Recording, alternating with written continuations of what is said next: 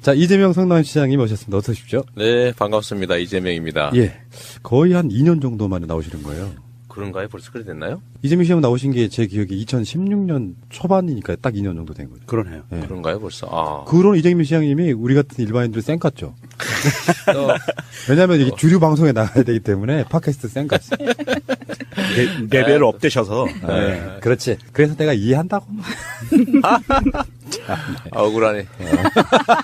우리 좀 민주당의 아주 소중한 그 손가락에 꼽히는 자산이기 때문에. 그런 그 상투적인 말 좋아요.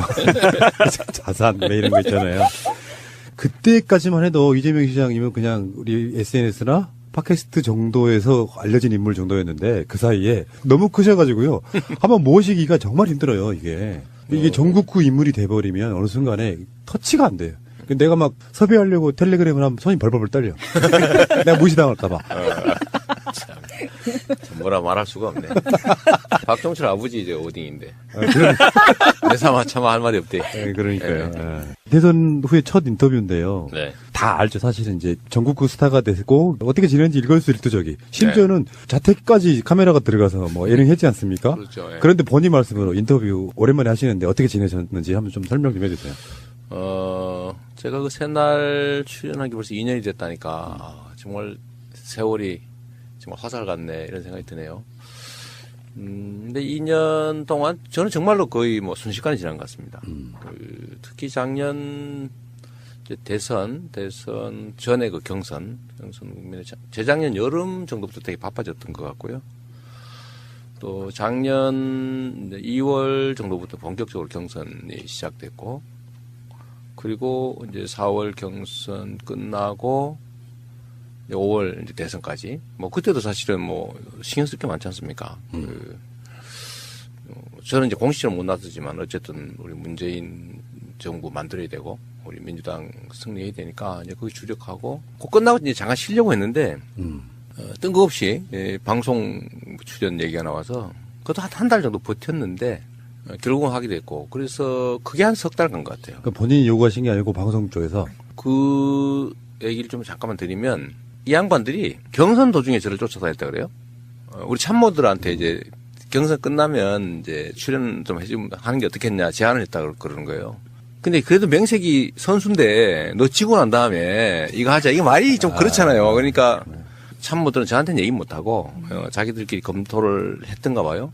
그러니까 그 제작진이 저 부부 진짜 재밌겠다 다녀보니까 뭐 사실 둘이 꼭 손잡고 다니고 그랬으니까 경선 때 계속 쫓아다녔대요. 경선장 뭐 토론회 장소 다 쫓아다녔다고 그러고 끝나고 나니까 저한테 제안을 했는데 제가 안 한다고 그랬죠. 미쳤냐. 그걸 24시간 48시간 카메라에 풀로 공개하고 방송이라고 하는 특성이 재밌기만 하면야 남들 그야말로 이렇게 여드름 짜는 장면도 낼 판인데 그렇잖아요. 그게 방송인데 너무 위험하다. 그래서 제가 안 했죠. 그런데 그쪽에 설득이 한 달 이상 또 계속 저한테 집요하게 얘기한 게 나한테 도움이 될 거다라는 거예요. 생각하는 거와는 다르게 제가 너무 일면만 보여진 게 있고 전체가 보여지면 오히려 우리 국민들의 공감도가 올라갈 거다. 이제 그 말을 처음에는 안 믿었는데 얘기를 듣다 보니까 좀 그럴듯해 보여서 결국 꿰매 넘어간 거예요. 세뇌당하셨구나. 세뇌당한 거죠. 그래서 6월 말부터 촬영 시작해가지고 이제 9월 달 석 달을 했는데 그 석 달이 정말로 힘들었어요. 정말로 힘들었어요. 안 봐도 보여요. 네. 제가 너무 잘 알죠. 그런 상황. 그렇죠. 저는 그런 정도인지 몰랐어. 그리고 이제 그 9월까지 휙 지나가 버린 거죠. 집안에 카메라가 곳곳에 있는 거는 한 수십 개 있는 거, 수십 개. 그러면은 촬영 안 하고 있을 때도 있어요? 아니면 24시간 돌리진 않을 거 아니에요? 잠잘 때는 꺼놓죠. 침실도 설치해놨는데 잠잘 때까지 지금도 잡니다 할 때까지 하고 일어난 다음에 켜고 이런 정도지 계속 켜놓는 거예요. 화장실까지 뭐. 빤스만 입고 돌아다니기가 힘들어지는 거지 이제. 그러다 겨우 빤스 비슷한 거 내복가 아니라 그 잠옷 입고 돌아다니는 거 막 줄로 이제 다 찍히고 있는데 그게 이제 처음에는 되게 무슨 저 대통령 후보까지 했다는 사람이 뭔 짓이고 그래서 저한테 항의 엄청나게 많이 들어왔습니다. 그 당장 때려치라고 격 떨어진다 뭐 이런. 말씀하신 게 제가 그게 저는 반대로 알고 있었어요. 이재명 시장이 자기 홍보하려고. 완전 정반대시잖아요. 반대죠. 근데 저는 두려웠죠. 이게 너무 위험하잖아. 한 방에 가는 수가 있다니까. 근데 그 사람들 얘기는 자기들이 전문가인데 두세 달 이상 쫓아다녀본 결과에 의하면 전부가 노출되면 오히려 본인한테 유리할 거다. 그 얘기 끊임없이 하는 거예요. 근데 그 사실 방송하고 나니까 처음에는 욕 엄청 먹었거든요. 한남. 대한민국 대표적 한남. 가부장. 마초 꼰대. 마초 꼰대. 막 그런 거 하다가 그게 한 중반 정도 넘어가고 나니까 내면을 조금씩 이해하기 시작했던 거 봐요. 저게 말은 저렇게 하는데 뭐 이러면서 조금 공감하게 됐던 것 같고 결국은 뭐 최종적으로는 잃는 것보다 얻는 게 좀 더 많았던 것 같습니다. 그렇게 보내고 그러고 나니까 9월, 10월 되잖아요.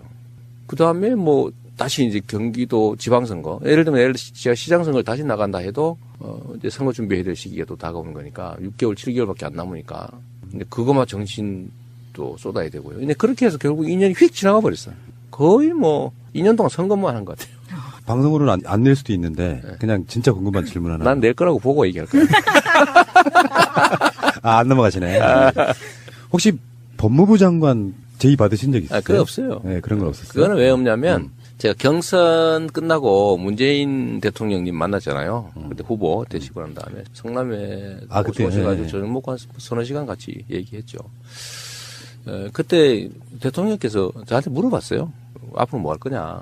그때 말씀드린 게 임명직 공직은 안 한다. 내 성격이 안 맞다. 안 맞고 뭐 그거 가지고 저게 하자가 많으니까 안 했지 이런 얘기도 있긴 한데 뭐 전혀 틀린 말도 아니고 거기서 뭐 예를 들면 너 전에 딱지 몇 장 띄었지 뭐 전에 범칙금 낸 거 있지 뭐 너 솔직해? 욕했지 뭐 이런 말 있잖아. 거기다가 뭐 너 전과했지 너 음주운전 왜 했어 뭐 이런 거 온갖 시끌렁한 거 막 그 뒤지고 하는 게 그거 말로 하냐. 그리고 저는 지휘받는 직위보다는 제가 예를 들면 제가 총 책임을 질 수 있는 제가 완전하게 책임질 수 있는 영역의 일들을 난 좋아한다. 그래서 의원보다는 제가 단체장 이런 걸 하는 거잖아요. 그래서 그 말씀 드렸고 임명직은 안 하니까 혹시라도 뭐 아니시겠지만 부담 가질 필요는 전혀 없습니다. 내가 그렇게 말씀드렸어요. 왜냐면 부담이 있을 수 있잖아. 네. 그래서 제가 깔끔하게 제가 미리 말씀드렸고 결국 저는 어딘가에 제 역할을 제 뜻대로 펼칠 수 있는 곳으로 가게 될 거다.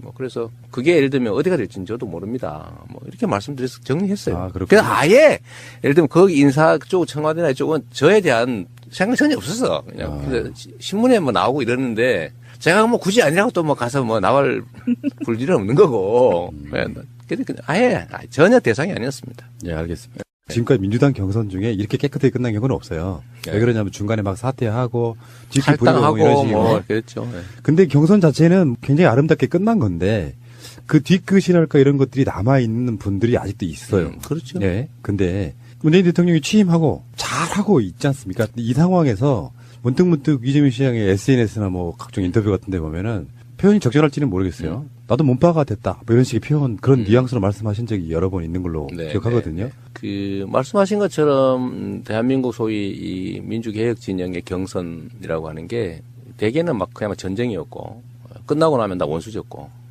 뭐 심지어 거의 다 뭐 분당 탈당 하고 그랬죠. 근데 이번에는 처음으로 이제 다 승복하고 또 최선을 다해 서로 돕고 뭐 그렇게 돼서 되게 만족도를 하지만 그 안에 또 뭐 사람이라고 하는 게 완벽하지 않으니까 또 부족한 점이 있죠.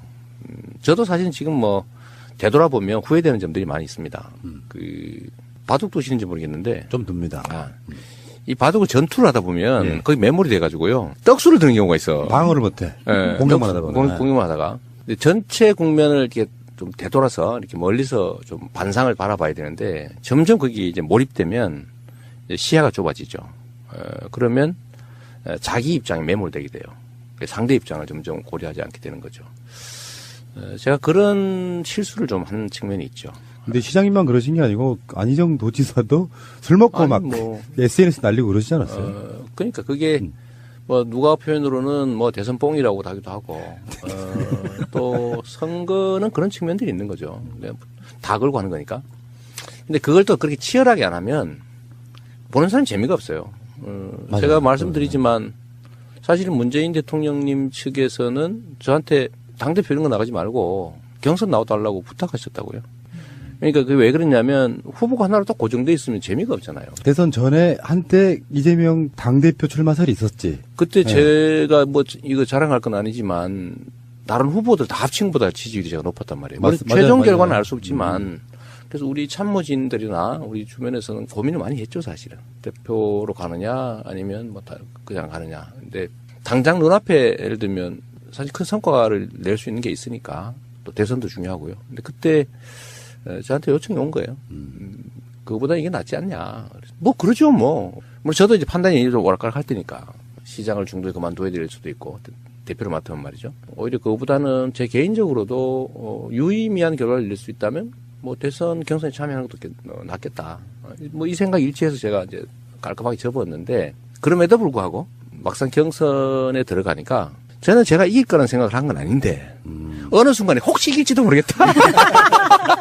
이런 생각이 조금 드는 거예요. 그리고 제 혼자가 아니잖아요. 이제 주변에 이제 예를 들면 여기 박은 올인한 뭐 참모들도 있는 거고 예를 들면 조직도 있는 거고 사람들도 있는 거니까 그쪽에서는 뭐 현장에서는 치열하게 전투 벌어지고 저한테도 한쪽으로 미는 측면도 있고 또 저도 혹시 이러다 이기는 거 아니야? 뭐 이런 약간의 지금 생각하면 불가능한 욕심이라고 그럴까? 뭐 이런 게 잠깐 생겨나기도 하고 해서 오버한 측면들이 있죠. 네. 근데 그게 미세하게 저는 미세하다고 생각하는데 이제 받아들이는 측에서는 상처 또는 뭐 배신감 뭐 싸가지 없음 뭐 이런 걸로 받아들여졌던 게 있는 것 같고 그게 저한테도 지금 부담이 되고 있는 거죠. 부담이 되고 저한테도 결론적으로는 득보단 실이 더 큰 상황이 됐죠. 제가 분석 한번 해드릴까요? 간단하게. 제가 그 대선을 중립적으로 본 사람이기 때문에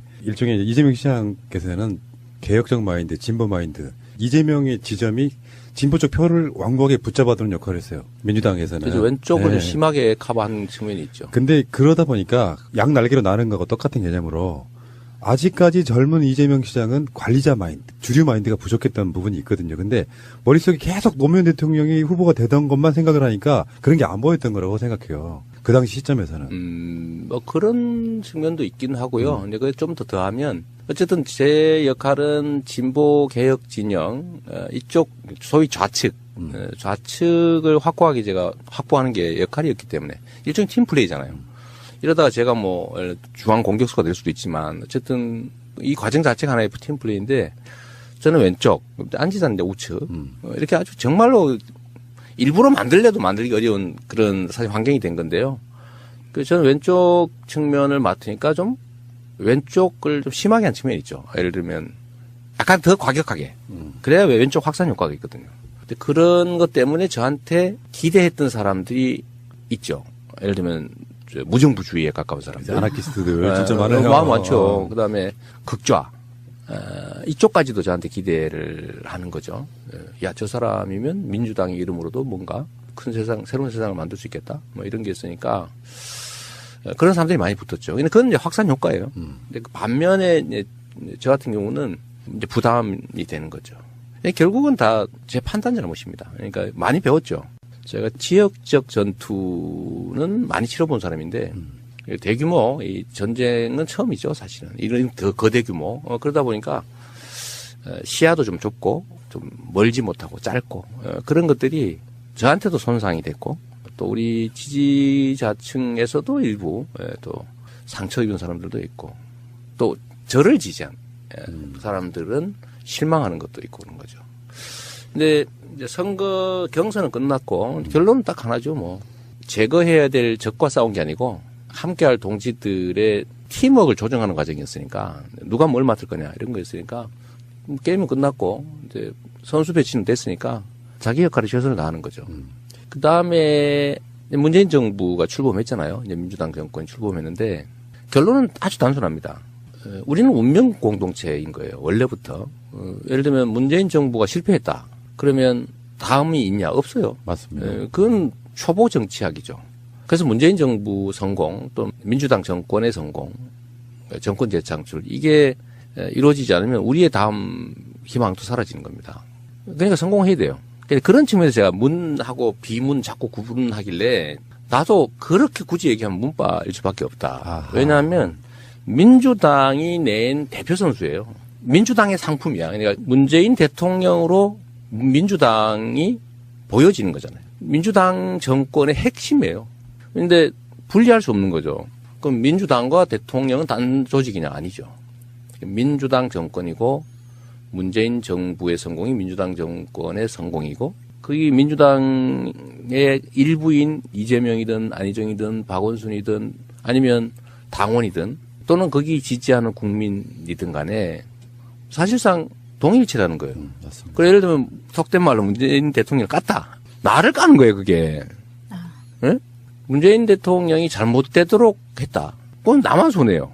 근데 이제는 문재인 대통령은 경쟁의 상대가 아니고요. 우리 모두의 토대가 되는 겁니다. 이미 그 경쟁은 끝났어요. 그러니까 거기가 토대가 무너지고 우리 다 무너져요. 그 토대를 단단하게 하는 게 우리의 일이죠. 최근에 저한테 어떤 분이 그 부탁 하나를 했어요.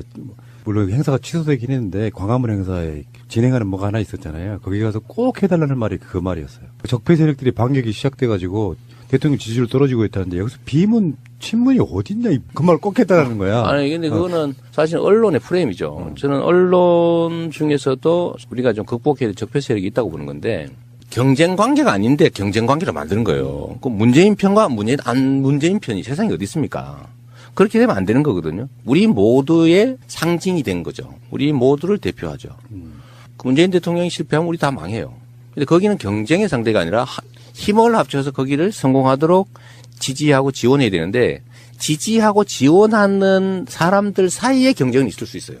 방법을 놓고. 그러나 문재인 대통령은 이미 경쟁의 상대가 아니라 함께 그렇죠. 성공시켜야 될 우리 모두의 얼굴이 된 거죠. 그거를 네. 얼굴하고 나하고 분리하자. 이런 거하고 비슷한 거예요. 여기서 긴급 질문이요. 네. 제가 지금까지 계속해서 궁금증을 가져왔던 것 중에 네, 하나예요. 네. 만약에 네. 국민들이 다 찍어서 대통령이 됐다면 네. 여러 상상 해드리면 안 되는데 그냥 하지 말아야 돼. 근데 문제는 사람들은 이재명이 정권을 잡으면 싹 쓸어버릴까 이런 얘기가 있었단 말이에요. 근데 막상 대통령이 되면 지금 문재인 대통령 이상으로 개혁할 수 있었을까요? 라는 질문 한번 드리고 싶어요. 근데 사실 뭐 역사의 가정이라는 건 정말 무의미한 거고요. 쓸데없는 분란을 일으키죠. 근데 분명히 얘기하면 정말 잘하고 있어요. 잘하고 있고 제가 하고 싶었던 거 그러니까 공개적으로 말하지 않았지만 하고 싶었던 것들이 있잖아요. 그런 것조차도 잘하고 있어요. 정말로. 근데 이제 이 상대의 저항이 워낙 극렬하니까 지금 요새 힘들잖아요. 그래서 사람들은 그런 얘기를 하죠. 왜 비판하지 않냐. 잘못한 거 있으면은 까야지. 이런 얘기 가끔 저한테 하지 않습니까? 문재인 대통령 까라고? 까라고. 그러니까. 그래, 저보고 그거 안 한다고 속된 말로 삐져가지고, 그 성남에 뭐, 김사랑인가 뭐, 그런 사람하고 손잡고 저 까로 다니는 사람도 있어요. 아이고. 우리 그, 지지자 중에, 아이고. 열성적인 지지자 중에. 그게 지지자야? 지지자라기보다는 이제 저를 통해서 자기 의사를 관찰해 보려도 안 되니까 화가 난 거죠. 그래서 제가 좀 전에 댓글도 하나 쓰고 왔는데, 뭐 돌아서 저 까고 있는 사람이 있어요. 만기칠남. 그래서, 아니, 망치는 아니지. 그거는 민심을 살피는 거지. 근데, 거기다 그랬어요. 가는 길이 다르다고 해도, 당신들이 가고자 하는 그곳을 나도 열심히 가려고 하는 사람이다. 길이 다르다는 이유로 나는 옳고 당신은 싫다고 해서 나를 그렇게 적폐 세력 취급하면 결국 본인이 가고자 하는 곳에 다다르는 게 더 힘들어진다. 이런 얘기도 했는데, 그런 것조차도 인정 못하고 왜 문재인 미웠는데 왜 문재인 안 까냐. 정부 잘못한 것은 까야지. 이런 얘기 하는 사람도 많아요. 근데 그거 안 한다고 저를 뭐 공격하는 사람도 있는 거고. 그래서 제가 그 사람들한테 공개적으로 한 얘기예요. 우리는 팀이다, 팀. 내가 언제 그리고 경선할 때도 내가 지면은 깽판 친다고 한 일 없고 지면 내 정책이라도 남고 지면 이기는 사람 위해서 열심히 지지 지원할 거다고 얘기했지 않냐. 그럼 거짓말 한 거냐 그게. 그럼 내가 이기면 상대의 도움받고 내가 지면 안 도와주고 그게 사기꾼이지 그게. 경쟁에 참여하는 구성원이 아니지 않냐 이런 얘기도 내가 했는데요. 자관의 결론은 제가 예를 들면 망나니 아무데나 칼 휘두르는 칼춤 추는 사람 그런 사람이 아니잖아요.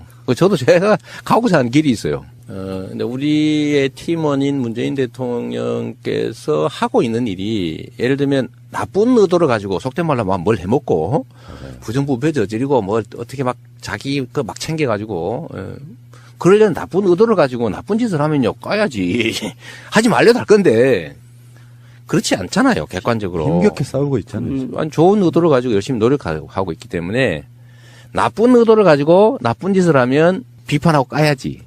근데 좋은 의도를 가지고 잘하려고 그러는데 잘 안 되고 있으면 지원하고 격려해서 잘하게 해야 되는 거죠. 그래서 이게 매를 때릴 때도 두 종류가 있는 겁니다. 미워서 때리는 거하고 잘 되라고 때리는 게 있는 거죠. 그래서 그런 잘 되라고 좋은 의도를 가지고 할 때 격려하고 나쁜 의도를 갖고 할 때 혼을 내는 거잖아요. 이 정치도 다를 바가 없죠. 무조건 까라 이런 바보들 제가 뭐 바보라기보다는 악의적인데 근데 그런 분들은 이재명 시장이 혹시나 그 자리에 올라가도 똑같이 깔 거예요. 반대가 몸에 배어 있는 분들. 글쎄 그럴 수도 있는데 그러니까 저보고 네가 했으면 더 잘하지 않았을까 이런 생각 얘기하는 사람도 있는데 제가 그러지 말라고 그래요. 그거는 알 수 없는 일이고 지금 현재로 보면 맞는 말이 아닌 것 같더라고. 상상했던 것들 또는 그 이상을 하고 있어요. 그러니까 민주당 주류인 문재인 대통령이 저렇게 힘든데 이재명 시장이 올라갔으면 두 가지 방법밖에 없었을 거라고 생각해요. 하나는 진짜 더 큰 협치를 해야 되는 상황. 아니면 아예 법 무시하고 그냥 상당히 독재적인. 법을 무시하진 않죠. 그런 건 심각하니까. 그런 거였어요. 제가 했던 이야기 중에 하나가 이재명 시장이 올라간다고 해서 법을 지켜가면서 하려고 그러면 결국에는 문재인 대통령 스타일로 갈 수밖에 없을 거다라고 이야기했던 게 그런 부분이거든요. 그렇죠. 그러니까 지금까지 봐서는 정말 잘하고 있어요. 남북 관계 정말 어려운 거거든요. 지금 대한민국의 과제는 크게는 한 세 가지라고 보여지는데 하나는 나쁜 짓 한 사람 잡아내는 거예요. 죄진 사람 처벌하는 거. 그걸 적폐청산이라고 보통 부르지만 이 적폐청산은 현재 단계는 아주 낮은 단계에 적폐청산을 하고 있는 거거든요. 이게 뭐냐면 죄진 데 대해서 처벌을 하는 거예요. 이건 적폐청산이라고 할 수도 없어요. 그냥 죄진 놈 처벌하는 거예요, 그냥. 근데 다음 단계 적폐청산은 예를 들면 부당한 구조를 개혁하는 거예요. 그 적폐거든요. 소수의 힘 있는 사람이 부당하게 다수로부터 이익을 탈취하는 거. 불공정한 경쟁 시스템. 이런 것도 적폐인데 이 단계는 가지도 못했어요, 아직은. 그 다음 해야 될 게 이제 문화를 바꾸는 거죠. 야, 이 죄짓고는 못 사는 나라구나. 공정하지 않으면 나한테 이익이 없구나. 이렇게 믿어지는 문화. 그게 제대로 된 나라거든요. 근데 여기는 전혀 못 가고 죄진 사람 처벌하는 단계인데 뭐 잘하고 있지 않습니까? 그 다음에 지금 중요한 게 결국 먹고 사는 문제예요. 경제죠. 산업, 성장 이런 얘기 하지 말고 중요한 거는 어떤 엄청난 불평등과 격차. 여기 때문에 사람들이 다 희망을 잃어버렸잖아요. 역사적으로 다 그래서 나라가 망했거든요. 분석 여러 가지 있어. 외국가 쳐들어오고 관료가 부패하고 흉년이 들고 다 이런 현상적 분석이 있는데 본질은 그 사회가 가지고 있는 자산과 기회를 특정 소수가 지나치게 독점해서 압도적 다수가 기회를 잃어버렸을 때 그럼 기근이든 아니면 외침이든 이런 걸로 해서 그게 폭발하는 거죠. 그래 망하는 거거든요. 그래서 이 경제적 불평등과 격차, 불공정 이 문제를 해소하는 거는 정말 어려워요. 근데 문제는 그게 쉽지 않다는 거죠. 그건 혁명적 에너지가 필요해요. 이 적폐청산은 혁명적 에너지 같은 게 필요 없어. 그냥 의도 갖고 열심히 하면 돼 그냥. 그 다음에 우리나라에만 고유한 심각한 문제 이제 북한 문제죠. 통일 평화 문제인데. 이게 또 엄청나게 어렵다는 거예요. 우리의 내부의 문제가 아니라 미국, 중국, 일본, 러시아 이 세계의 열강들의 이해관계에 엮여 있으니까 우리 마음대로 할 수가 없는 영역이죠. 근데 제가 정말 높이 평가하는 거는 미국과의 관계에서 조금씩 남북 관계를 개선할 틈새를 만들어내고 있다는 거예요. 그렇죠. 현재 정부가. 운전자. 그거 웬만해서 못합니다. 제가 이런 것도 물어봤어요. 미국이 어느 정도 지배력을 갖고 있나. 미국은 우리나라를 그냥 자기들의 지배 속국 정도로 생각하는 거 아니냐. 전 세계 어디에 자기 군대 파견해놓고 그 나라의 군사 작전권을 가지고 있습니까? 사실은 엄정한 의미의 독립국가까지 못 되고 있는 상태잖아요. 근데 그런 상태에서 예를 들면 그들이 원하는 것과 다른 결과를 만들어내기 위해서 움직인다? 쉽지 않아요. 북한은 압박해가지고 확 그냥 항복받으려는 게 미국의 전략인데 우리는 그게 안 되는 게 알고 만약 그게 성공한다고 해도 그 과정에서 엄청난 피해를 입을 수가 있습니다. 참새도 죽을 땐 잭한다는데 그러지 않아요. 이거 하나의 체제입니다. 맞습니다. 수천만 명을 인구를 가지고 있는 엄청난 권력 집단인데 그냥 조용히 눌려 죽을 것 같아요. 그거 아니지. 근데 그런 결국 피해는 누가 입냐? 우리가 입는 거죠. 그래서 이런 상황에서 여하튼 미국의 국가이익에 예를 들면 트럼프처럼 이렇게 무지막지하게 밀어붙이는 그 틈새 속에서 조금씩이나마 이렇게 틈새를 벌려나가고 있어요. 이 틈새를 우리가 만들어내는 만큼 남북관계 개선의 여지가 있고 그만큼 사실은 우리는 이제 화해 협력 또 통일까지 못 가더라도 공존의 가능성이 커지는 거예요. 근데 그 측면에서 보면 잘하고 있는 거지. 그래서 뭐 저는 지금 상태로 지금까지 그 앞으로 보기에도 잘할 것 같아요. 예. 잘하게 해야지. 그리고 제가 봤을 때는 이런 부분이 있어요. 문재인, 이재명 이 두 사람은 스타일이 다를 뿐이지 개념은 똑같아요. 표현 방식이 다른 거야. 맞습니다. 예. 그러니까 결이 같다고 느끼는 거라고 생각이 들고요. 자, 이렇게 계속 문재인 대통령에 대한 공감만 표시하시면 또 재미없으니까 잠시 후에 다른 거 여쭤볼게요. 최근에 그 일어나는 이야기들 몇 가지만 여쭤볼게요. 시장님하고도 연관이 있어요. 네. 최근에 얼마 전에 이재명 시장님 고소하신 분들, 고발하신 분들 있죠. 그 중에 이제 최교일이라고 이분에 대해서 나를 고소한. 네. 네네. 그 성남 FC 관련해 가지고 그것도 우리 그 소요 방송 젊은이들 방송에서 한번 실드를 한번 해드렸는데. 그렇군요. 그러니까 그 최교일 의원이 지금 현재 여검사 성추행 무마 의혹 바로 그 당사자잖아요. 의혹이 아니라 무마했더만. 네, 그러니까 언론이 왜 이렇게 말하는 거야? 무마 확실. 본인 오리발 이렇게 얘기해야지. 보면은 그런 검사 집단의 그런 식의 어떤 성적인 폭력이 아직도 지금 굉장히 잔존한 모양이더라고요. 분위기 들어보니까. 저는 예를 들면 저도 법조인이잖아요. 그리고 저는 연수원 동기들 선후배들이 뭐 여전히 검찰에도 많이 있고 한데 제가 그 사람들을 이렇게 개인적으로 보면 상상이 안 돼요. 전혀 그럴 사람들이 아니야. 그리고 그런 사람은 없었고. 근데 이 최교일이나 여기서 뭐 얘기되던 안택은 뭐 이런 사람들 얘기를 들어보면 상가집에 가가지고 문상 가서 속된 말로 주물럭 했다는 거 아닙니까? 그것도 유부녀를요. 유부녀를 그것도 임신 중이었대요. 그랬대. 그리고 초임도 아니고 한 7, 8년 된 중견 검사였던가 봐요. 그걸 세상에 상가집에서 막 만지고 막 껴안고 그랬다는 거 아닙니까? 그것도 앞에 법무부 장관이 옆에 있는데. 보고 있었대요. 그러니까요. 에이씨. 그래서 저 어제 해당 서검사 와서 인터뷰하면서 막 울고 이러는 거 보니까 그거 얼마나 한이 됐겠어요. 그래도 명색이 검사인데 그런 사람 잡는 직업이잖아요. 그런데 자기가 당했어. 그런데 그거에 대해서 아무 문제의식을 느끼지 않는 거예요. 그리고 그 안모 그 검사가 인권국장이었다면서요. 기침이 나와. 아니, 그러니까 앞에서는 인권 하는 담당을 하면서 자기가 인권 침해를 막 하고 있는 거죠. 이 권력을 가지고 습관적으로 약자들에게 행사하고 누리고 또 그들의 고통 속에서 희열을 느끼는 그런 사람들이 있는 것 같습니다. 검찰에만 있는 게 아니고 뭐 군대에도 있고 보면 군대에서 여성 부사관, 여성 장교들 성폭행 한 사례가 많잖아요. 보면 동료나 조직원으로 보이는 게 아니라 그 성적 대상으로 보이는 거죠. 군대. 근데 검찰도 그러고. 근데 이 사람들이 또 승승장구한다는 거죠. 그 거세하고 발치 차야 되는 거 아니에요? 법대로 하면 그렇게 해야지. 근데 이제 공소시 저질렀다고 지금 흐지부지 하는데 제가 보니까 그런 짓 한 사람이 계속 그런 똑같은 짓을 해 보니까요. 이 최교일 씨를 내가 지금 내가 언론에 소문을 내주려고 그래 이제. 네. 근데 너 뒤졌어 이제. 이 양반이 법률 지원단장이라서 난 그 사람 전혀 몰랐습니다. 했던 얘기 또 하고 했던 얘기 또 하는데 제가 분명히 얘기했거든요. 성남 FC도 프로 축구단이고 기업인데 광고를 파는 거예요. 스폰이잖아. 예를 들면 메인 가슴 광고. 그렇죠. 이건 한 3, 40억 갑니다. 싸게는 20억. 어깨 광고. 뭐 한 10억에서 20억.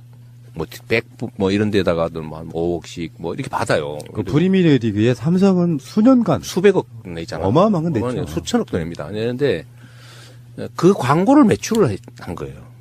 시민구단들이나 프로구단들이 다 그렇게 기업들한테 광고 노출해주고 돈 받고 하잖아요. 그래서 운영하는 건데 이거를 기부를 받았다고 우기는 거예요. 미르 재단처럼 기부받았다고. 미르가 광고해줬냐고. 아니, 미르가 삼성을 백번호 붙여줬냐 말이에요. 아니잖아. 그렇죠.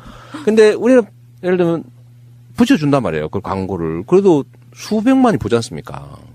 그렇잖아. 근데 이걸 계속 기부라고 우겨요. 그리고 성남 FC는 주인이 성남 시민이야. 성남시가 운영하고 있는 구단이에요. 시가 예산을 투자해서 운영하는 곳이에요. 그 미르 구단은 국가 예산을 투입한 국가 기업이 아니잖아. 근데 이거를 계속 같은 거라고 우겨. 이거 말고 얘는 들 게 많죠. 그리고 우리는 공개적으로 다 한 거고. 그리고 광고라고 하는 게 좀 더 시너지를 올리기 위해서 다양한 방법이 있는 겁니다. 예를 들면 기업은 사회공헌 해야 되는데 주빌리 은행 그 모금해가지고 수천억 지금 이제 조 단위로까지 서민들 금융 장기 연체 채무 탕감해 주는데 그 홍보해주는 게 우리 성남시의 중요한 일이고, 내가 그 대표기도 하고, 또 성남시에서 뭐 모금해서 많이 탕감도 했는데, 전국적으로 확산할 필요가 있다. 그러니까 네이버는 어차피 지역 기여해야 되거든요. 우리 성남에 들어올 때 지역 기여 약정이 돼 있어요. 성남 시유지를 사서 들어왔거든, 거기가. 시유지를 반을 쪼개서 사고, 거기에다가 일종의 혜택을 받고 들어온 기업이에요. 거기 정자역이요. 정자역이지. 그러니까 그때 협약서가 있습니다. 그 협약을 일부 이행하는 거죠. 근데 그런데 네이버는 좀 더 공익적인 일을 하고 싶은 거예요. 특정 구단을 후원하는 것보다는 좀 더 생생하다고 좀 그렇고, 좀 더 이렇게 기업 이미지 제고에 도움이 되는. 근데 주빌리은행 좋잖아요. 수백만의 서민 장기 연체 채무자를 도와준다. 그리고 우리는 주빌리은행을 광고하는 거나 뭐 네이버를 광고하는 관계 없는데 서로 협약해서 주빌리를 해주면 더 좋잖아요. 그래서 3자가 합의한 거예요, 그거를. 이렇게 하자. 그러면 40억을 내는데 39억은 FC가 갖고 1억은 주빌리가 하는데, 그렇다고 우리가 1억 받고 메인 광고를 해줄 수는 없잖아. 1억을 받고. 그러니까 이건 금액대로 메인으로 받은 거죠. 20억을 받은 거지. 그걸 또 3자 합의했다고 우리가 다 언론에 다 공개를 해서 이렇게 합의했습니다. 멋있다고. 그때 언론, 체육계 이런 데서 이야, 정말 엄청난 새로운 모델이다. 그러고 막 칭찬하고 그랬다고. 그때는 새누리당이 가만히 있었어. 그때 만약에 문제가 있었으면 박근혜가 날 가만뒀겠냐고요. 그렇죠. 그러니까 이게 그 억지 쓰는 거지. 또 있어. 그 사람들이 한 얘기 중에요. 자금 세탁 의혹이 있다 이런 얘기 있어요. 자금 세탁을 기자회견에서 공개적으로 합니까? 네, 여기서 이렇게 40억을 주고 그중에 39억을 우리가 받아가지고 이렇게 광고는 하고 이렇게 합니다. 이렇게 해서 자금 세탁하는 그 자금 세탁 개념에 해당이 안 되잖아요. 그게 세탁은 몰래 하는 거지. 숨기는 거잖아요. 같은 이슈인데 이명박은 그런 거 잘하잖아요. 그리고 몰래 하죠, 몰래. 우리는 그건 또 하나 있어요. 건축 허가를 내준 대가로 해준 거 아니냐 이런 얘기해요. 이건 내가 아직 공개적으로 얘기 안 한 얘기인데 네이버가 절반의 땅을 사서 입주를 하고 난 3,000평 남아있는 시유지가 또 있습니다. 근데 그 시유지가 못 쓰고 있는 거예요. 그래서 우리가 그 기업을 유치하자. 기왕이면 공공청사 질 것도 없고.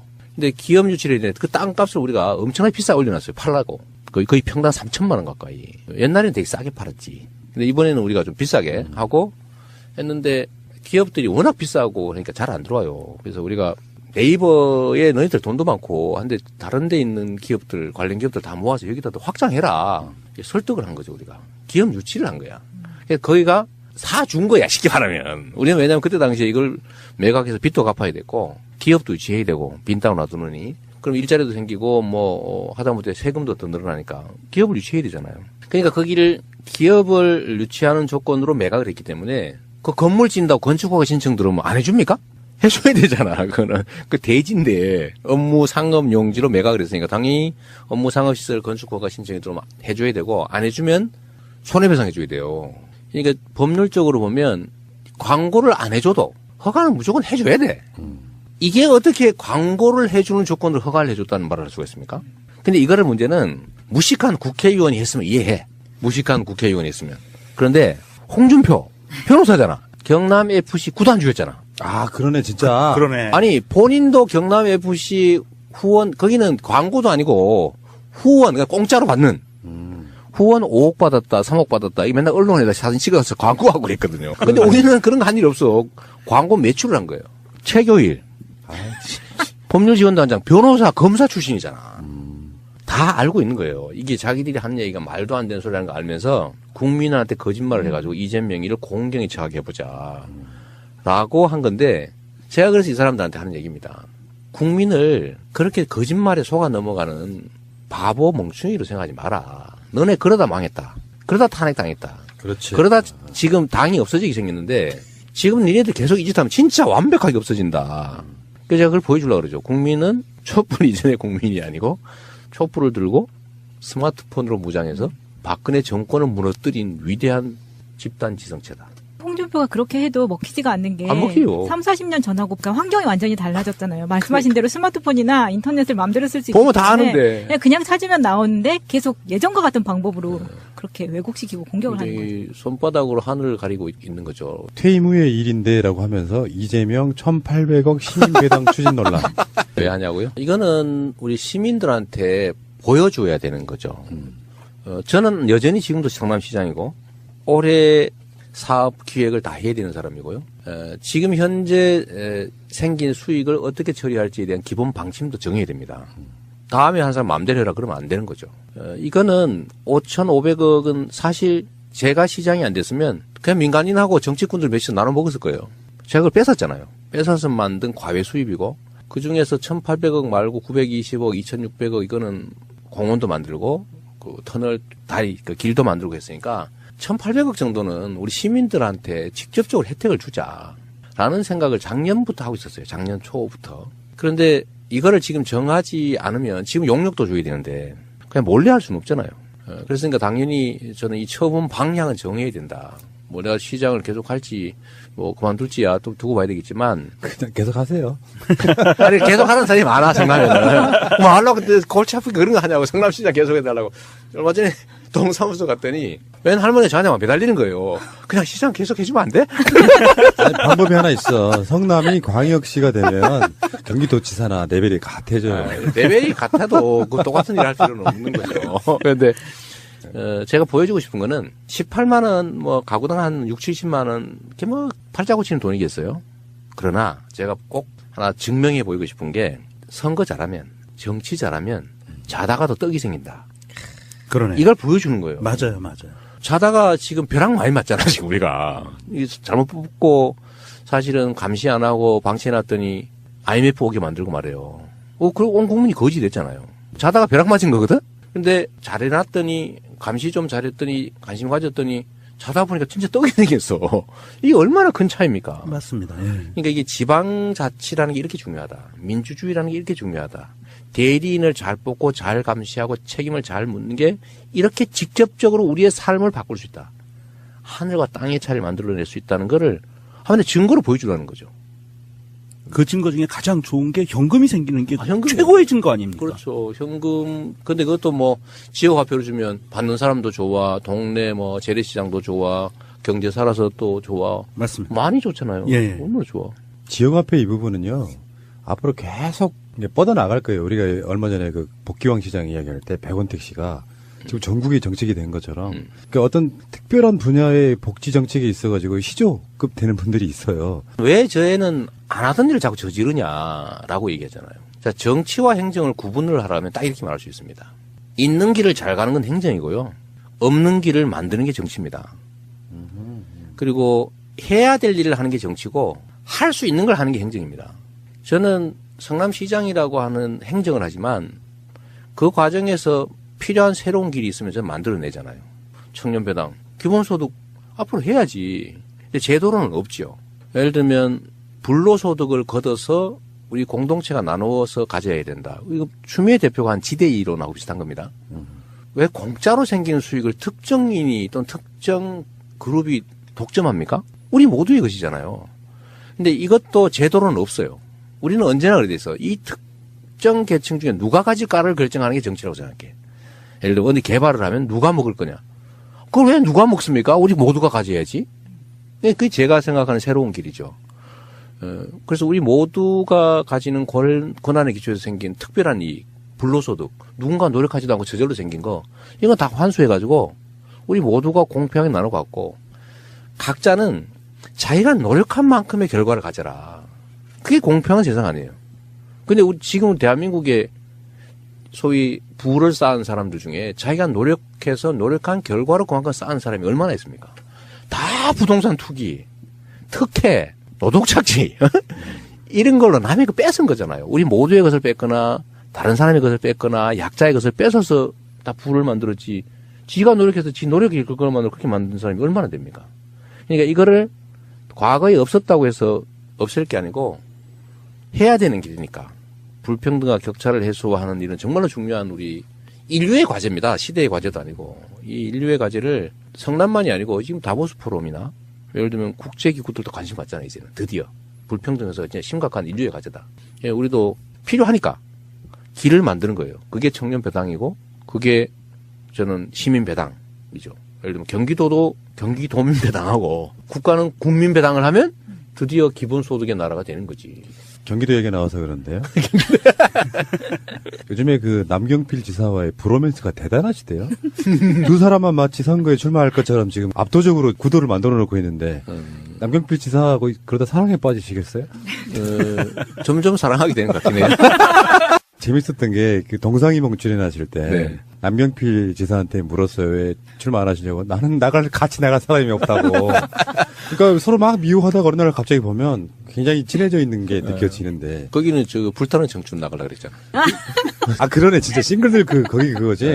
아니, 그거 나가려고 실제 진짜로요? 했다가 촬영 이틀 전에 사고가 나서 아들? 네. 아 그렇군요. 본인이 그러시더라고. 하여튼 저는 남경필 지사하고 일부러 만든 거는 아닌데 뭐 그렇게 된 측면이 있어요. 그리고 또 그걸 즐기는 면도 있죠. 그렇죠. 예, 근데 그게 억지로 만든 건 또 아니고 대중들의 관심이 거기 있으니까요. 예를 들면 현역 광역자치단체장 중에 박 시장 빼고 야권 중에서 제일 인기 좋은 사람입니다.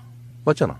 이렇게 해석할 수도 있어요. 남경필이 자유한국당으로 복당한 데에는 이재명 시장 영향이 커요. 그럼요. 그러니까 또 변절하기 싫었어. 그래서 아예 출마 안 할 수도 있는 상태였는데 이재명 시장이 무럭무럭 너무 커버리니까 자유한국당에 대안이 필요한 거. 그래서 그게 끌어당기는 거라고 봐요. 그렇죠. 서로한테 이해관계가 일치한 측면이 있어요.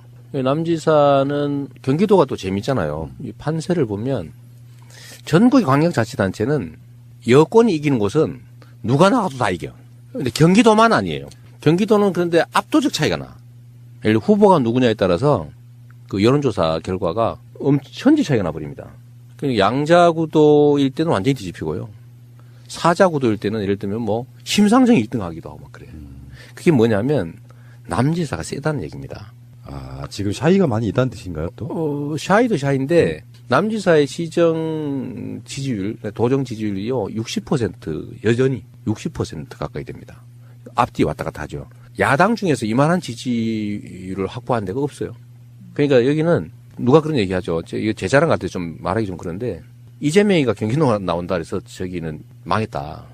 아니면 무조건 이기는 건데.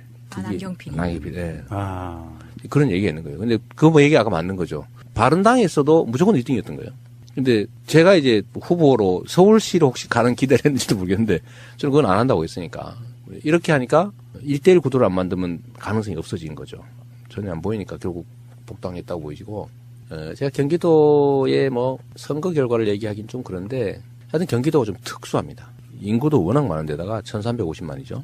대한민국의 4분의 1인데 여기가 정말 특이해요. 사람 따라 왔다 갔다 해요. 후보의 당 따라 결론이 나지 않아요. 그 1월달 여론조사 결과 그렇잖아요. 거기에 남경필 지사의 사실 경쟁력이 숨어 있는 겁니다. 그리고 저는 뭐 남지사하고 이제 1대1로 이렇게 뭐 왜냐하면 이제 방송이나 이런 데는 그 시청률이 잘 나오는가 봐. 방송하는 사람들 입장에서 봐도 네. 그런 구도로 싸움을 붙여야 나오거든요. 그러죠. 근데 다른 데는 그럴 만한데 그치 마땅치 않잖아요. 자, 그러면은 진짜 중요한 건요. 나가시면 될 것 같아요. 에이 무슨 소리예요. 아니, 왜 그러냐면 이제 대선 후보로서의 후광도 분명히 있는 거고 워낙에 나는 입지전적인 인물이라고 우리가 이야기 계속 하고 있잖아요. 기초단체장이 대선 후보 되는 경우는 정말 드문 경우잖아요. 없지 처음이죠. 앞으로도 없을지도 모르는데 그 정도로 자기의 어떤 내공이랄까 이런 거를 보여주신 분 입장에서 진짜 중요한 건 내부 경선일 수도 있다. 그렇지 않습니까? 네, 그렇죠. 근데 민주당 주류의 어떤 지원을 받을 수 있느냐라든지 지금 민주당의 당원이 한 160만 된다고 하는데 그 당심을 어떻게 얻느냐라든지 여러 가지 문제 속에서 1번 타자로 나오신 전해철 의원은 내부 경선은 내가 더 통과할 자신 있다 이렇게 말씀을 하시거든요. 뭐 그럴 수도 있죠. 네. 그럴 수도 있고 경선이란 낙관할 일은 아니에요. 그 양기대 시장 또 전해철 의원 또 훌륭한 분들이잖아요. 그런데 저는 그런 건 이제 고려할 필요가 있어요. 선거는 이겨야죠. 선거는 일단 그게 중요하고 내부 경쟁도 예를 들어 당원이 100만 명 그러니까 권리당원 100만 명 이렇게 얘기하는데 경기도만 해도 막 18만 명 뭐 이렇게 얘기하는 것 같아요. 권리당원이 18만 명 전원 투표 시킬 거거든요. ARS 투표 뭐 이러고 당원 중심 정당인데 투표권 안 주면 안 되죠. 이미 당은 대체적으로 정한 거 아닙니까? 권리당원 전원 투표 50%, 안심번호 여론조사 50%. 이렇게 대체적으로 정한 거예요. 근데 10만이 막 넘어가는 그 당원들 전수투표 결과라는 게 되게 여론 결과하고 비슷하게 가요. 몇천 명도 아니고 10만 명 뭐 이렇게 되면 결국은 이제 국민들이든 당원이든 민주당을 지지하는 사람들. 이 사람들이 주축일 텐데 이 사람들은 20년 만에 처음 온 기회잖아요.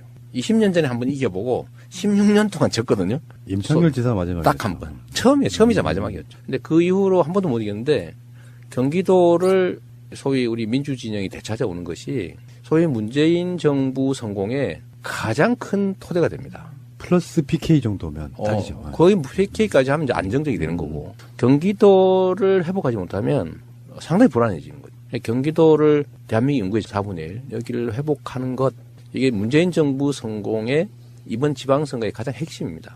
뭐 서울은 당연히 지켜야 되고 경기도를 되찾는 거. 그러니까 그런 점에서도 우리 국민들이나 당원들이 합리적 판단할 거라고 보죠. 그리고 만약 거기서 이재명 아니야? 그럼 뭐 그거 받아들이면 되지 뭐. 아 근데 그럼 경기도지사 나가시려면은 성남시장을 사퇴해야 되는 시점이 있나요? 정확하게? 3월 15일입니다. 3월 15일까지. 네. 그러니까 성남시장 이재명은 사실상 3월 15일까지밖에 못 본다. 자꾸 이게 기정사실을 하려고 하지 마세요. 내가 잘 안 넘어요, 요새. 중간에 바뀔 수도 있어. 성남시장 3선 할래 해버려요. 그럼 얼마나 이상해질까 분위기가. 그래서 아까 그 1,800억도 빨리 방침을 정해 놓으려고 하는 거예요. 예. 잘하시는 것 같고요. 그 부분은 누군가가 이재명 지지하고 누구는 뭐 어떤 사람 지지하고 이런 부분이 있어갖고 다 일장일단 있어서 지지하는 쪽의 장점만 이야기하는 건데 네. 이런 비판도 있는 거예요.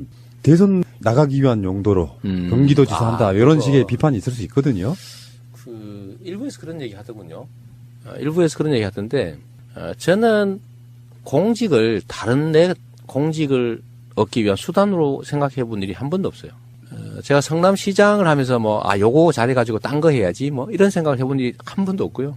특히 대선에 이 생각을 했다면 돌아야지. 시장하면서 그런 생각을 했다면 그렇잖아요. 서울의 구청장과 똑같은 그러니까. 겁니다. 기초단체장은. 근데 만약에 그런 생각을 하고 있다면 정말 이게 비정상일 테고요. 근데 내가 성남시장을 제가 열심히 하니까 우리 국민들이 저 딴 거 한번 시켜볼까? 호미보다는 저기 쟁기를 두면 더 잘하지 않을까? 그런 생각을 하는 분들이 생긴 거잖아요. 이 대선, 대권 이런 거는요. 개인이 하려고 해서 되는 것도 아니고 결국 국민들이 집단 지성으로 선택하는 겁니다. 누구를 쓸까? 그런데 그 중에 막 그 자리를 노리는 사람이 있어요. 주인의 입장에서 봤을 때. 끊임없이 거기다 눈을, 거기다 하면서 지휘를 열심히 안 해. 써주겠어요? 절대 안 써줍니다. 국민이 그걸 압니다. 예를 들면 경기도를 맡았을 때 요거를 이용해가지고 내가 딴 더 높은 자리 해야지? 이렇게 마음 먹으면 대중이 그걸 일단 알아챌 뿐만 아니라 성과를 내기 어려워집니다. 제가 맨날 하는 얘기죠. 현재에 충실하지 못하면 그리고 저 멀리 쳐다보고 딴 데 욕심내면 스텝이 꼬여서 자빠진다. 넘어진다. 실제 제 삶의 경험으로 알고 있는 거고. 아니 경기도가 얼마나 중요한 일인데 그걸 수단으로 삼을 만큼 제가 간이 크지가 않아요. 의혹이 하나 있잖아요. 이재명은 한 명이 아니다. 그래서 SNS 하는 이재명, 시정 살피는 이재명.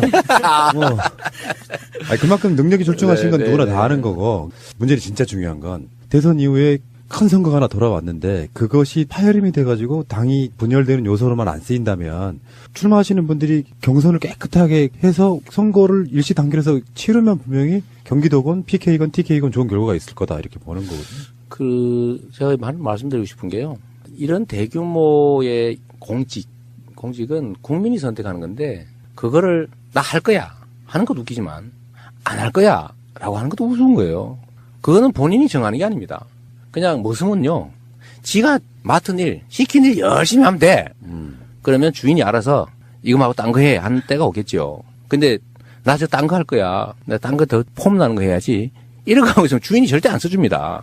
근데 시장님 진짜 궁금한 거 하나 있어요. 네. 그냥 성남시는 단일 대우로 가면 되거든요. 정책 하나 하면. 네. 규모도 경기보다 작고. 근데 도지사나 시장들 중에서 자기 권한이 가장 작은 게 경기도지사라는 이야기 들어본 적이 있거든요. 그건 일리가 있어요. 네. 그 왜 그러냐면 50만 이상 도시는 도의 권한을 상당 부분 시로 이양을 해놓은 상태이기 때문에 자기 마음대로 할 수 있는 게 그리 많지는 않습니다. 그리고 도는 자기 이름으로 행정을 하는 게 아니고 다 시군을 통해서 하기 때문에 미세한 예를 들면 동네 청소 잘하고 이런 거 하기 어려워요. 그러니까 체감되는 정책을 하기가 어렵죠. 시장은 동네 청소 깨끗하면 야, 왜 이렇게 깨끗해졌지? 그러고 하다못해 동네 축제 행사라도 하면은 야, 뭐가 재밌네 이런 것도 있는데 도지사는 자기가 하는 일이 아니니까 어렵죠. 시군 간 이해관계를 조정하는 일, 또 예를 들면 도 전체에 일률적으로 필요한 일, 도를 상징하는 일 이런 것들을 해내야 되거든요. 그중에 중요한 게 저는 기본에 충실해야 된다는 거예요. 우리 이 방송 듣는 분도 어떻게 생각할지 모르겠는데 국가의 역할은 기본적으로 생명과 안전을 지켜주는 거고요. 두 번째는 국민을 잘 살게 하는 건데 국가는 삽질을 하지 않습니다. 쉽게 말하면 노동을 하지 않아요. 국민을 잘 살게 하기 위해서 직접적 행위를 할 수가 없습니다. 결국 그 국가 구성원들이 또는 국가가 가진 자원들이 효율을 발휘할 수 있도록 조건을 만들어주는 게 국가가 하는 일이거든요. 그걸 잘하면 잘 사는 나라 되는 거예요. 근데 국가가 농사를 지어서 나눠줄 수는 없거든. 그건 결국 뭐냐면 공정한 경쟁의 룰을 만들어주는 거예요. 즉 기본에 충실한 나라가 흥하는 나라입니다. 국가가 일자리가 생길 수 있는 환경을 조성하는 거죠. 근데 그게 다 기본에 가는 겁니다. 경쟁을 해도 뭐 효과도 없고 중소기업 해봐야 맨날 뺏기기나 하고 노동을 아무리 열심히 해도 맨날 그냥 손가락 빨고 야근 특근 잔업 맨날 해도 먹고 살기 죽도록 어렵고 이런 나라에서 무슨 희망이 있겠어요? 그러니까 그런 기본을 튼실하게 갖추는 거. 이게 이제 광역자치단체가 할 일 같습니다.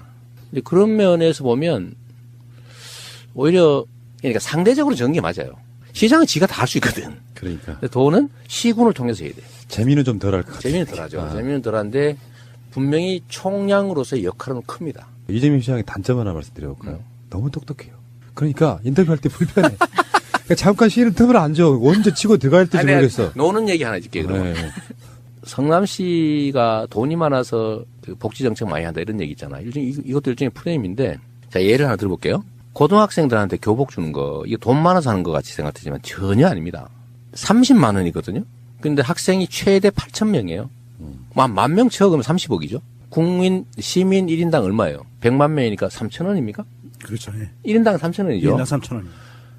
만약에 제가 어디라고는 안 하고 어디 군 하나 군 예를 들면 인구 7만 되는 군이 있다고 쳐보세요.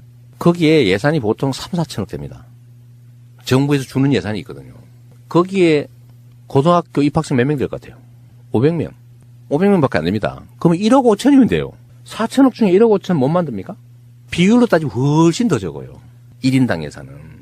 예를 들면 청년배당은 그 얘기 되었는데 성남 100억 들거든요. 24세한테 100만 원 주느라고. 만 명이니까. 그럼 아까 7만 되는 군에 24세 청년 몇 명 되겠어요? 그거 없잖아 시골이니까. 한 400명 되겠지. 그럼 4억이 4억. 4천억 중에 4억 얼마입니까? 0.1%입니다. 그럼 산후조리비 우리 50만 원씩 주는데 성남이 한 8,000명 정도 나니까 40억 정도 들죠. 근데 그 동네는 몇 명 낳겠어요? 300명도 안 나요. 100명도 안 될 것 같은데. 300명 쳐주면 그 1억 5천이야. 4천억 예상 중에서 1억 5천 없네 이거죠. 그러니까 이게 결국 마음 문제입니다. 근데 그런 건 예를 들면 도 단위에서 시행하기 너무 쉽지. 그러네요. 도에서 예를 들면 예산 부담 절반 해주고 시군이 절반 하라 그러면 그럼 거의 예산 안 들고 하는 거죠. 생각보다 복지 정책이 돈등이 아닙니다. 세력으로만 봐도 경기도라고 하는 상징적 서울을 둘러싸고 있는 뭐 최근에 남경필 지사가 뭐 서울하고 경기도를 함부로 묶는 뭐 정책 이런 것도 지향하고 그러던데. 근데 그 진짜 그 얘기도 하나 해야 돼. 네. 광역 서울도로 경기도를 서울에 편입하자 그거 아닙니까? 근데 첫째로는 경기도의 자긍심에 관한 문제입니다. 경기도는 경기도 이름을 쓴 지가 1000년이에요. 1000년 고도입니다. 올해가 정명천년, 그러니까 경기도 이름 지은 1000년이 됐네요. 네? 경기도 생긴 지 1000년이라고 쉽게 말하면 새로운 1000년을 시작해야 되는데 서울로 편입을 하자니 없애버리죠. 서울을 경기도로 편입해야지. 그래서 생각을 해도 그렇게 해야 되는 거죠. 경기도의 가장 심각한 문제는 정체성 부족입니다. 사람들이 경기도민이라고 생각하지 않아요. 서울 시민 아닌 사람 이렇게 생각해. 서울 시민이 아닌 성남 시민 이렇게 생각하는 거죠. 근데 이걸 경기도민으로 생각하게 해줘야 됩니다. 이게 지역 정체성이에요. 자긍심이죠. 그래서 그런 측면에서 완전히 반대로 가는 거고 경기도의 규제를 완화하자. 규제 완화의 방법으로 서울 광역도 얘기를 한 건데요. 그렇죠. 서울은 규제가 없냐? 아닙니다. 서울이라는 이유로 규제가 없고 서울이 아니어서 규제가 있는 게 아니고 필요하니까 규제가 있는 거예요. 근데 그렇게 경기도에 집중되어 있는 거죠. 왜냐하면 서울을 둘러싸고 있으니까. 그래서 이거 규제 완화의 방법으로 광역 서울도, 즉 서울에 합병해버리자. 이거는 옳지 않고 필요한 규제는 유지하고 불필요한 규제, 역차별을 만드는 규제, 비효율을 가져오는 규제 이런 규제들이 꽤 많아요. 예를 들면 북부에 뭐 과도한 군사 보호구역이라든지 경기 동부에 과도한 상순 보호구역이라든지 자연보존권역이라든지 이런 것들은 규제를 좀 완화해야죠. 근데 이걸 통째로 철폐하자 서울로 만들어버리면 다 해결된다? 이거는 똑같이 홍준표류에 가깝습니다. 거짓말하면 통하겠지. 스피커 그거면 다 통하지 않을까 이런 기대를 하는 것 같은데 그 생각은 좀 버렸으면 좋겠어요. 확정 지은 건 아니지만 지금 간 보고 계시는 거예요. 그런 표현 좀 하지 마. 아니, 그러니까 경기도지사 나간다고 비문 간보기 이런 거 좀 하지 마. 100% 시장 나간다고 이야기를 안 하고 계시잖아요. 지금 현재는. 그러니까 하는 거 보면 안 나가는 게 좀 이상해진 상황이 돼 있는데 그렇죠. 네. 마지막으로 한 말씀만 여쭐게요. 지금 남경필 지사처럼 뭐 연정 이런 걸로 이렇게 이미지화 된 게 있잖아요. 내가 경기도지사가 되면 이거 하나만큼은 꼭 하고 싶다 하는 거. 사람들은 돈을 많이 벌기를 원하는 게 아니고요. 잘 살기를 바라는 겁니다. 잘 살기를 바라는 그 수단이 하나로 돈을 바라죠. 경제 성장도 그렇고 지역 발전도 그런데 예를 들면 경기도에서 경기도민이 잘 사는 방법은 뭘까? 일단 좀 미세먼지 이런 거 대기 오염 문제잖아요. 뭐 요새 미세먼지 너무 막 엄청난 것처럼 보이지는데 사실 대기 오염 문제입니다. 과거의 수질 오염. 수질 오염 문제는 지금 많이 완화되고 있어요. 대기 오염이 이제 근본적인 문제로 사람들이 느끼기 시작한 거죠. 이런 삶의 환경의 문제. 깨끗한 환경에서 잘 살게 하는 거. 이게 되게 중요하다고요. 이거야말로 개인이 아니라 공공이 해야 될 일이죠. 일자리를 만들고 산업을 발전시키고 경제를 성장시키고 이거는 원래 하는 거야 맨날. 근데 거기에 예를 들면 경기도만이 할 수 있는 거. 복지를 확대하는 거. 더 나은 삶을 위해서. 경기도가 가진 기회와 자원들을 좀 더 효율성을 발휘하게 하는 거. 쓸데없는 데다가 막 토목공사 하느라고 돈을 마구 없애는 것보다는 사람들한테 지역화폐로 출산 장려해주고 예를 들면 고등학생들 무상급식이라도 지원해주고 그게 지역화폐로 지급돼서 동네 골목 상권으로 살고 이럴 수 있다면 돈이 2배, 3배로 효율성 있게 쓰여지는 거잖아요. 그런 경기도가 가진 또는 그 지역이 가진 자원과 기회가 효율적으로 잘 쓰여지게 하는 거. 결국은 기본에 가는 것이다. 이 말씀 꼭 드리고 싶어요. 너무 막 우아한 뭐 동부가 뭐 첨단 뭐 도시 막 세계 뭐 허브 뭐 그런 거 안 했으면 좋겠어. 그냥 기본에 충실한 사람이 살만한 행복하게 질 높은 삶의 유지가 가능한 이런 쪽으로 가야죠.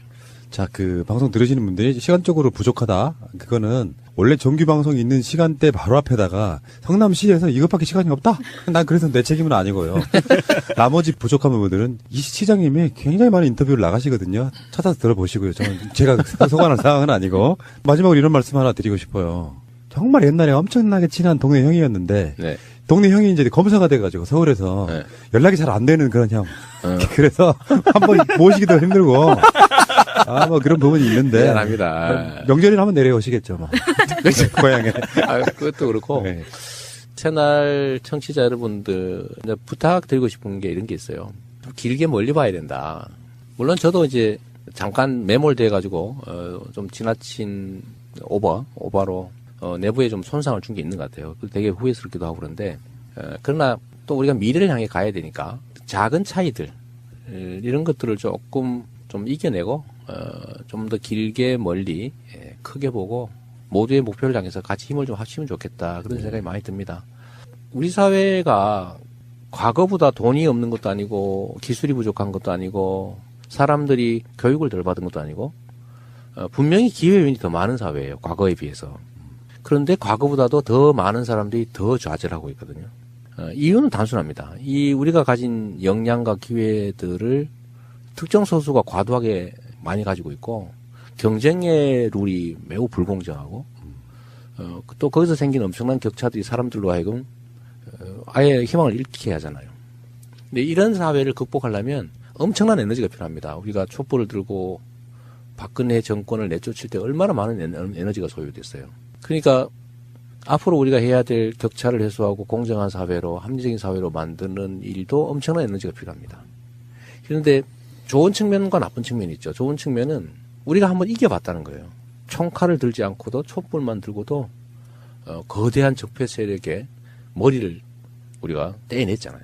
이제 몸통이 남아있어서 파내야 되지만 그런 측면에서 우리는 승리의 경험이 있는 거예요. 앞으로도 우리가 의지를 갖고 함께 행동하면 만들 수 있다. 이런 희망이 있는 거고 또 하나는 이런 엄청난 에너지가 투여되지 않으면 바뀌지 않는다는 거예요. 지금 바로 반격하고 있잖아요. 저 사람들 신났다고 지금 도망가다가 지금 되돌아서 막 반격하고 있어요. 제가 이럴 때 우리가 어떤 태도를 취해야 되느냐. 우리가 단결해야죠. 전투는 끝나지 않았어요. 아직도 싸움은 끝나지 않아서 계속 싸워야 되는데 거기서 제일 중요한 요소는 우리의 단결이죠. 힘을 모으는 거예요. 서로 믿어주는 거죠. 그리고 적에 대해서, 상대에 대해서 두려워하지 말아야 됩니다. 저는 홍준표나 뭐 최교일이나 이 사람들이 쏘는 총을 물총이라고 생각해요. 물총인데 맞아도 아무것도 아니야, 사실은. 맞닥뜨리면. 근데 그걸 두려워하잖아요. 저거 맞으면 우리 죽는지도 모른다. 이 생각을 하고 피하지 않습니까? 저게 엄청난 무기가 되는 거예요. 그렇죠. 공포심. 네, 공포심이죠. 그래서 이 상대의 저항이라고 하는 게 실제로는 별거 아니다. 왜냐하면 그게 진리에도 어긋나고 상식에도 어긋나고 정의에도 어긋나는 잘못된 거니까. 그런데 왜 그들이 힘을 얻냐? 우리가 외면하기 때문이죠. 두려워하기 때문에 그런 거예요. 그래서 우리가 두려워하지 않고 외면하지 않고 우리가 힘을 합쳐서 맞닥뜨려서 대응하면 우리가 원하는 나라, 저는 그 나라에 갈 수 있다고 봐요. 제가 말하는 나라, 정치적으로 보면 지금은 부패하고 무능하고 부정의한 집단하고 좀 그래도 정상적인 좀 생활이 가능한 사회 만들자고 하는 이 상식적인 집단의 투쟁 단계라고 봅니다. 근데 그 사람들이 보수라고 그러고 우리는 진보로 몰리잖아요. 저는 몰린다고 보거든요. 우리 진보 아니에요. 우리 예를 들면 민주당 정도는 대개 중도 보수 정도라고 봐야 되는데 이제 저 사람들, 가짜 보수들, 적폐 세력들이 완전히 청산되고 나면 그 다음에 새로운 장이 열리죠. 소위 제대로 된 보수, 정상적 보수, 제대로 된 진보 진영이 경쟁하는 관계가 올 겁니다. 그럴 때는 과거에는 쟤네들은 나쁜 길로, 나쁜 쪽으로 가자고 했고 우리는 좋은 쪽으로 가자고 하니까 타협의 여지가 없어요. 싸워야 돼. 나쁜 쪽으로 안 가려면. 그런데 우리가 앞으로는 다 좋은 쪽으로 가자는데 이 길을 통해서 좋은 쪽으로 길을 갈 거냐, 저 길을 통해서 좋은 쪽으로 갈 거냐의 경쟁 관계라면 사실 어디를 가도 상관없습니다. 그럴 때는 그야말로 대화가 가능하죠. 그게 합리적 경쟁 사회죠. 그래서 민주당 정도가 제대로 된 보수의 영역을 맡고 정의당이나 뭐 예를 들면 노동당이든 뭐 녹색당이든 이런 쪽들이 진보 영역을 맡아서 그 두 가지가 제대로 경쟁을 하면 나라가 비로소 정상적인 상태가 돼요. 제가 꿈꾸는 대한민국의 짧은 미래는 이런 겁니다. 그게 이번 지방선거, 다음 총선, 그 다음에 거기에 연동되어 있는 다음 대선이죠. 예. 다음 총선과 대선은 사실 연동되어 있습니다. 그리고 지방선거도 다음 지방선거도 똑같죠. 사실 운명은 이번이 아니고 다음 총선입니다. 다음 총선과 대선에서 나라의 운명이 결정나겠죠. 비정상과 정상이 싸우는 그야말로 반지의 제왕 시대로 갈 거냐, 아니면 합리적 영역에서 방법을 달리하는 합리적 경쟁이 가능한 상식 사회가 될 거냐. 그 운명이 결정나는 다음 총선 대선입니다. 첫 번째가 이제 이번 지방선거니까 그래도 자신감 갖고 서로 믿어주고 손잡고 같이 가면 좋겠다. 그 말씀 꼭 드리고 싶어요. 시장님 이야기를 들으면 이런 생각이 들어요. 아까 농담처럼 적폐가 뭐냐면은 너무 똑똑해. 어느 정도 머리에 그냥 개념만 갖추고 적당하게 이렇게 해야 되는데 너무 똑똑해요. 이게 이재명 시장이 버려야 될 가장 최고의 적폐입니다. 너무 똑똑해. 아니, 그 대한민국 이 똑똑한 유권자들의 위임을 받아서 시정, 도정, 국정을 펼쳐나가려면 똑똑하지 않으면 안 돼요. 하긴 뭐. 똑똑한 머리 딴 나쁜 데 쓰는 것보다 나. 그렇습니다. 그렇죠. 예, 정리할게요. 추운 겨울, 눈 내리는 날, 좀 시간이 좀 부족하긴 해요. 보통 인터뷰 같으면 한 2-3시간 할 텐데, 딱 이 시간밖에 없다고 잡아주면 내가 뭐 방법이 없는 상태 아니겠습니까? 네. 어쨌건 시장님과의 오랜만에 만남, 정말 즐거웠고요. 네. 가끔씩 명절에 내려오세요. 그럴게요. 그러니까 명절에 좀 놀러 와. 알겠습니다. 성남으로 오면 촬영도 쉽고 방송 처리도 다 있는데 말이에요. 그러네. 출장 한번 갈게요. 알겠습니다.